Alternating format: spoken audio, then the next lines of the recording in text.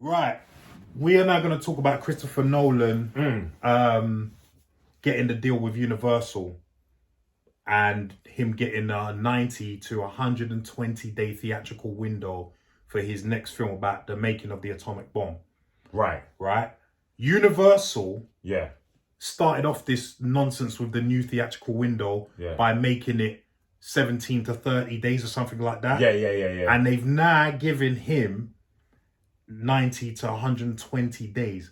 But what they're saying in this new article by IndieWire is that it's just going to be just for him. Only him? Because he is the man of the moment. Right. Christopher Nolan is the man with Tenet, the stuff he's done before, the Batman trilogy. Yeah. He's the man of the moment, right? Okay. So this article comes to us from IndieWire. Yeah. And if you saw that other show where Mr. Logan was here, we had a big discussion about theatrical windows and whether cinema is ever going to get back to where it once was. So for those that don't know, theatrical window is... So before I get into this, theatrical window basically is the amount of time that the film will be exclusively in the cinemas. So it's not allowed anywhere else, not streaming, not DVDs, nowhere else. You can just see it in the cinema. Now, normally, that's a 90 days. The theatrical window is 90 days. But even before the pandemic, some studios were arguing that it should be shorter. Now, because of the pandemic and no cinemas and whatnot, that has now kicked in. And so the theatrical window is around 45 to 60 days, depending on which studio makes the film. Right. Universal actually went one further and made it 17 to 30 days, which I don't understand. Right. I really don't understand. Because regardless of the studio, your money is going to come from theatrical, the cinemas, first of all. Right. Yeah. And then it's going to come through streaming or DVD or whatnot. Okay. Right. But also, one thing people don't think of is that when your film, and you'll get this as well, when your film has been in the cinema, and then it comes on streaming, it has that certain prestige to it, don't you think? Yeah. Other than a film that's just come straight to streaming, straight to DVD. Yeah. It's almost like you think it's a top tier, right? Because it's been in the cinema. Yeah. And for this to make it to the cinema means it's a good film. Exactly. Yeah. And there's that part to it as well. So if your film has a shorter theatrical window, it is going to have a shorter time in the cinema, which means it will have a shorter time to make money at the cinema. So you're no longer going to get the spectacles like Endgame and such, which costs 400 mil to make, but they know they can spend that because they're going to make their money on a 90-day theatrical window. That's not going to happen. So they're going to cut back on their budgets, which then means sometimes they'll just put it straight to streaming, which eventually will mean most films will go to streaming. Okay. Do you see what I'm saying? Okay. So this is why, funnily enough, just before you came to shoot, I was having this conversation with Damien. Right. And he was kind of thinking, it will come back. But what he wasn't thinking of is the theatrical window. And when Damien comes here, we will have this debate with all you guys as well. Yeah. But let me just read you this article from IndieWire. Right. When Christopher Nolan broke up with Warner Brothers after a 19-year relationship with the studio, at the top of his list of demands for whatever studio would back his next film was that the movie would get a long, exclusive theatrical release. Universal obliged, signing a deal to finance and distribute Nolan's film about the development of the atomic bomb. But the way Universal sees it, the deal is but an exception to the new rules of Hollywood. Right. So it goes on to then basically say that he's going to get a 90 to 120 day theatrical window for this film exclusively. And that not only is that longer than Universal's pandemic era exclusive window, which ranged from 17 to 31 days. That range is longer than the standard 90-day window that was shattered amid the global crisis. Langley says that, who is the studio head of Universal, Langley says that the vast majority of other films will not get the same treatment as Nolan's. So basically, as we pointed out in that discussion with Logan, Nolan is in a class of his own. Spielberg, because do you know what it is? People think of the name Spielberg and they think, oh, this massive director, producer, which he is. I know what I do. But he's not a man of the moment. No. His films, if you look, and I had this discussion with Damien, if you look, because remember, this is a business. Forget about prestige and this and that, and it's business. And so how numbers right now. How much money have these guys made recently? Now, we know in the past Spielberg has made plenty of money. But if you look at his films over the last 10 years, they've not made much money. No.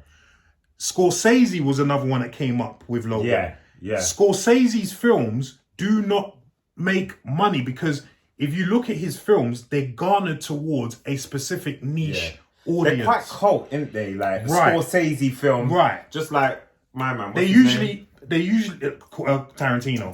Yeah. They're usually 18. So then you're restricted to how many people can come and watch the film anyway, right?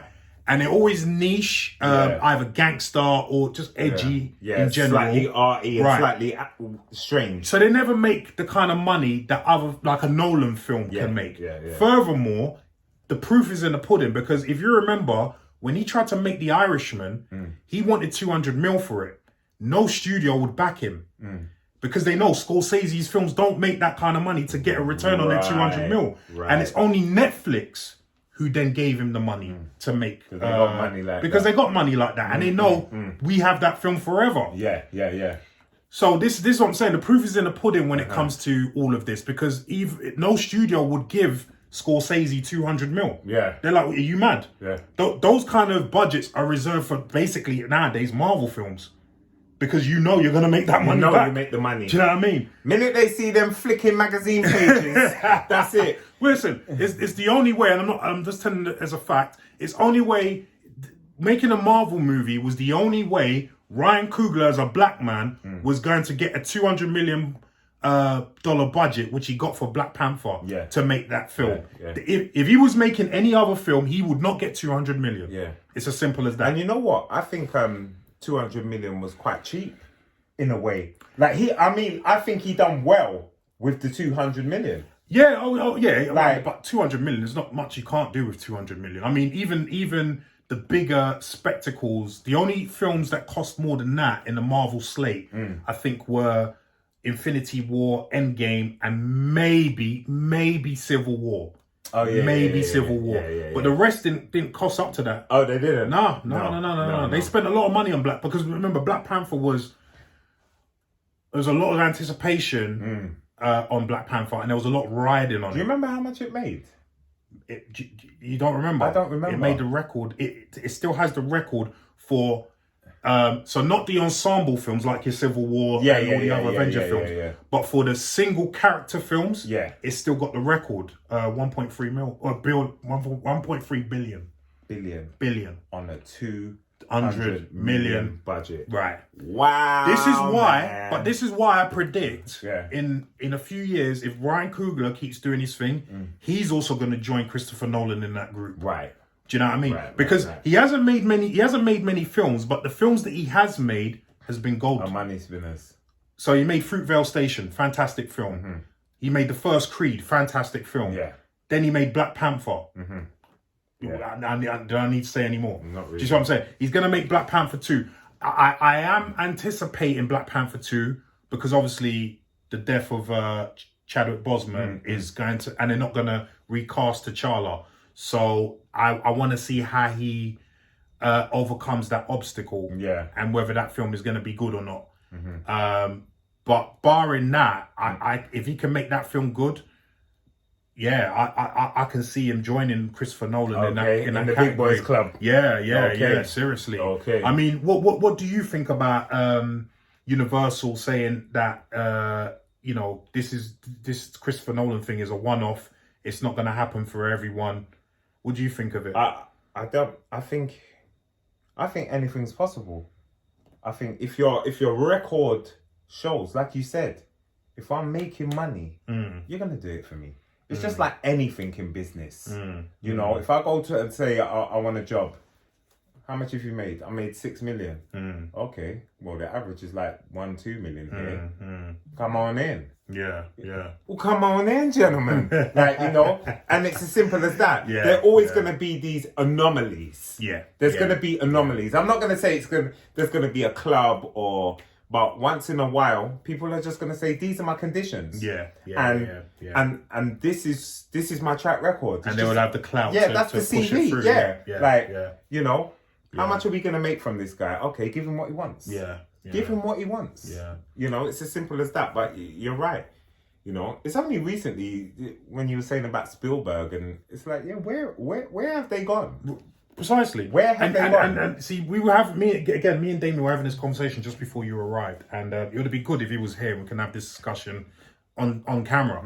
But he was talking about Spielberg. Obviously, back in the day, he was king. He was king. He was the man. He was. I mean, back in the day, if this whole thing about Theatrical Windows was going on, if it was he would Spielberg, be the Nolan. Yes. Getting the deal, right? Yes. But as with everything, everyone ages, and the audience for your films ages. And I think that's what's happened with Spielberg. It's definitely happened with Scorsese, because it's always older lot that's going to come watch your films.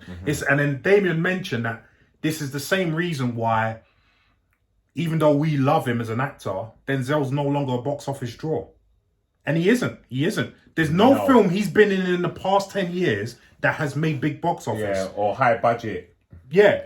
De Niro's another one. Yeah. Do you know what I mean? Yeah. Because they're of a certain audience. Do you know what I mean? And those audiences are old now. Yeah. And so you're only going to get a certain amount of people to your films. It's like The Rock. He's, as we said before, Man of the moment. King of Mr. Hollywood right now. Right. So they know he's box office. Yeah. You know, for some reason, I don't know, maybe he drank the blood of a unicorn or he's a vampire, but Tom Cruise is also like that, even though he came from that era as well. Tom Cruise is a veteran.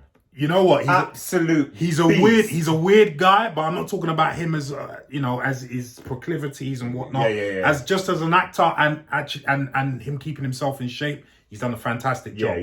He's done a fantastic job. He is a role model to even older people, older men, in terms of keeping themselves in keep shape, reinventing himself. Yeah. Well, another one like that is Keanu Reeves. Keanu Reeves has done that a lot, but his budgets are coming down. Keanu, a little bit. Yeah. Because he went from, it was like Bill and Ted, which was huge. At the time. For the children. Yeah. Matrix. Yeah. John Wick. I still think John Wick franchise is up there. I'm a massive John Wick fan. Yeah. But like you said, it's niche. Yes. It's a certain type of people that watch it. That's true. Whereas Matrix, everyone watched it. Bill and Ted or whatever, bits and bobs. Yeah, he's one of those. Another one that hasn't really made it, Nicolas Cage.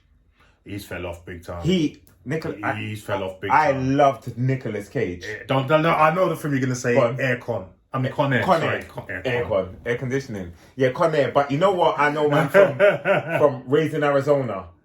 When he steals the baby, anyway. For those that know about, yes. They steal the baby. I'm going back, bro. I'm going back. And then he's had some dead films.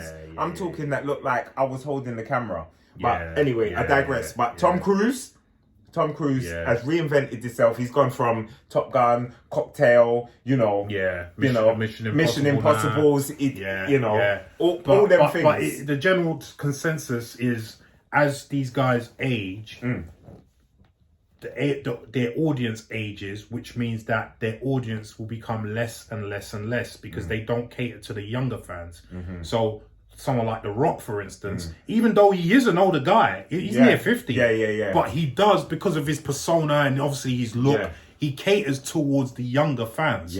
So he, for a while at least anyway, is still going to bring He's got that for now. Big box office. He's got that Arnold Schwarzenegger. Yes. I'm talking that like kind clout.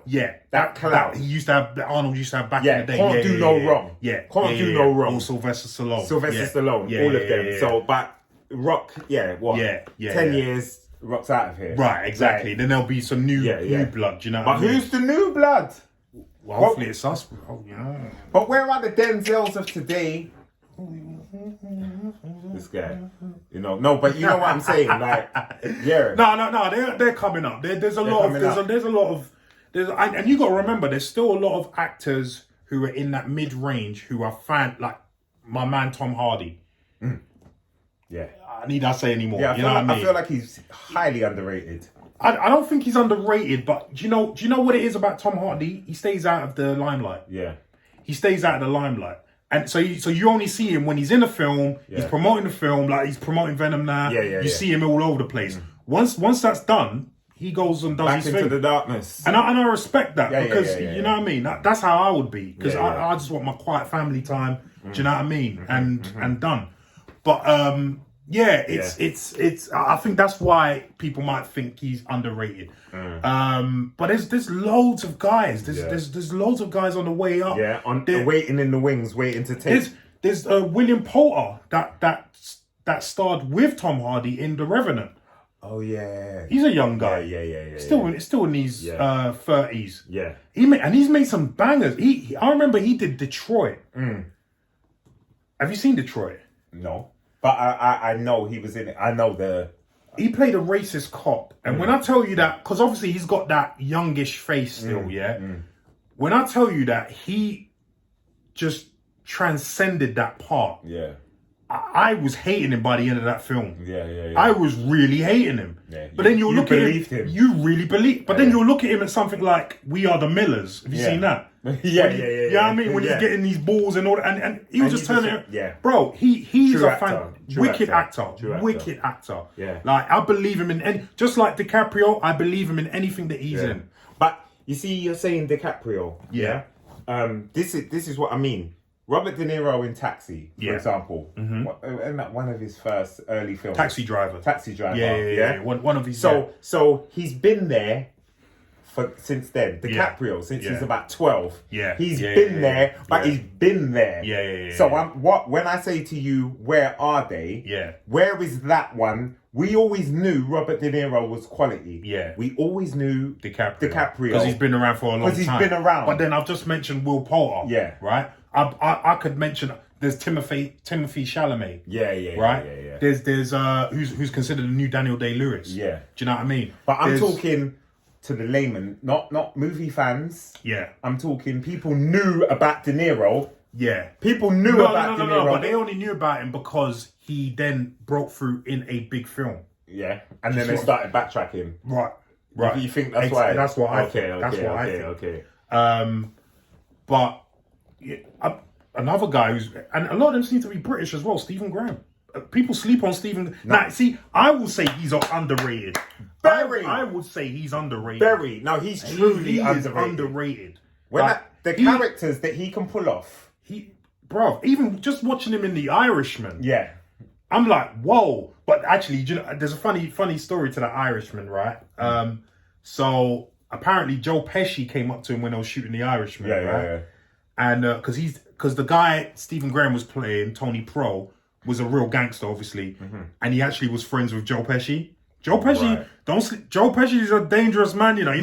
He knows a lot of them gangsters from back in the day. Yeah. So Joe Pesci apparently went up to him and go, yeah, so you're playing Tony Pro, yeah? And he goes, yeah. And he goes, he was a friend of mine, yeah? And he goes, okay.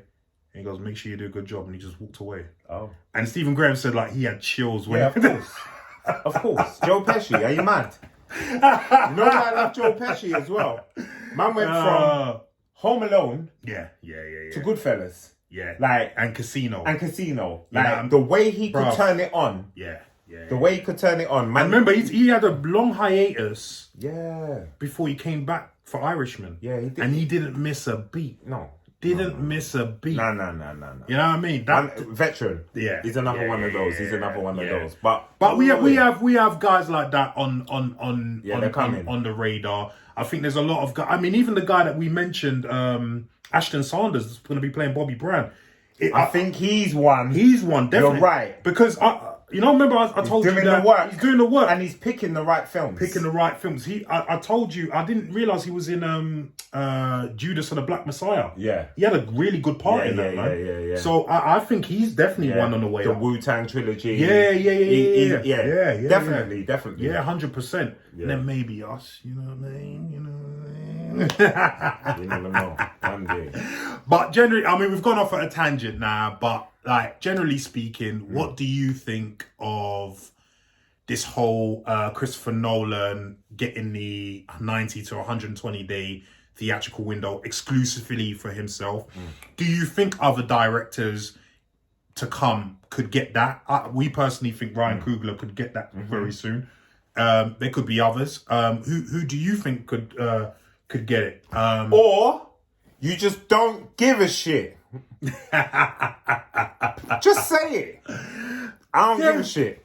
Fair enough. Or just say I don't give a shit. Fair enough. Let's not. Larry might cry at night, but but you just might, you know. Yeah, if you don't give a shit, just don't give a shit. You know what I mean? You know? Leave us the comments down below and let us know, yeah? Yeah, I'll put a comment next to your comment.